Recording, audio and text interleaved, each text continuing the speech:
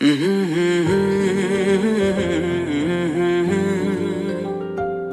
बेचैन पहली बार। Flipkart unboxing T shirt, ये टी शर्ट मंगाया था मैंने। ये देखिए, ये देखते हैं अच्छा है कि बुरा है। टी शर्ट ब्लू कलर का है। टी शर्ट फ्लिपकार्ट पे ऑर्डर किया था मैंने। पहली बार हमने राज ये जाना, मोहब्बत में कोई आशिक क्यों बन जाता है दीवाना।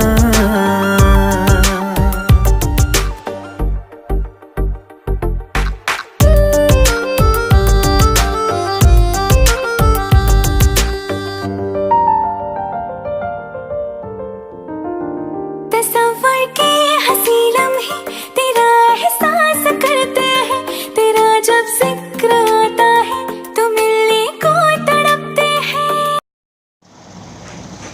ये फ्लिपकार्ट पे पार्सल है, इसको ऑर्डर कीजिए। पार्सल बड़ा मुश्किल होता है दिल को समझाना, हुई बेचैन पहली बार हमने राज ये।